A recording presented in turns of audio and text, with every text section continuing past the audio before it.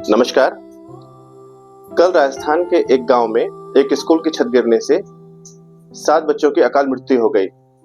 लगभग 27 घायल अवस्था में हैं, जिनमें से कई की हालत अत्यधिक गंभीर है।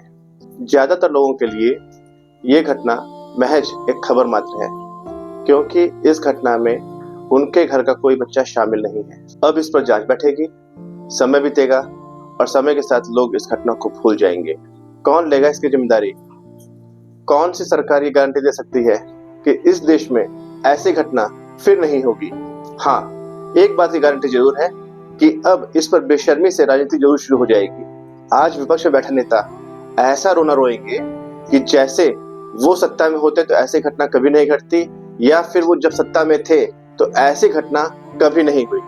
लापरवाही और बेपरवाही वो कारण है जिसके कारण भारत में सबसे अधिक अकाल मृत्यु होती है, और जिसकी जिम्मेदारी कोई भी लेने को तैयार नहीं है। कभी स्कूलों की छत गिरने से, कभी अंडरग्राउंड कोचिंग में पानी भर जाने से, पुलों के गिरने से, खुले गड्ढों में बच्चों के गिर जाने से, और सड़कों पर ज्यादातर हादसों का कारण जिम्मेदारों की घोर लापरवाही ही तो है। एक्चुअली ये लापरवाही हमारे खून में है। ऐसा नहीं है कि लापरवाही हमारी नजरों के सामने नहीं आती हैं, पर हम जायदा जाने दो, हम क्या कर सकते हैं?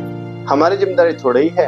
अरे इस देश का कुछ नहीं हो सकता कहकर बाहर निकल जाते हैं। हद तो तब हो जाती है जब हमारी आंखों के सामने हो रहे भ्रष्टाचार पर भी हम आंखें फेर लेते हैं, और कुछ महानुभाव तो यहाँ तक कह देते हैं, जाने दो, उसको भी तो कमाने का हक है। जिस देश में ऐसी सोच वाले रहते हैं, उस देश में ऐसी घटनाएं होना कोई आश्चर्य नहीं पैदा करता।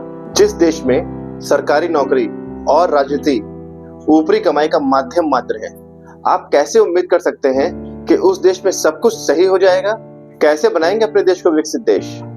जिस देश में जान की कीमत कुछ लाख रुपए हो, ऐसे देश में परिवर्तन की कल्पना करना ही मूर्खता है।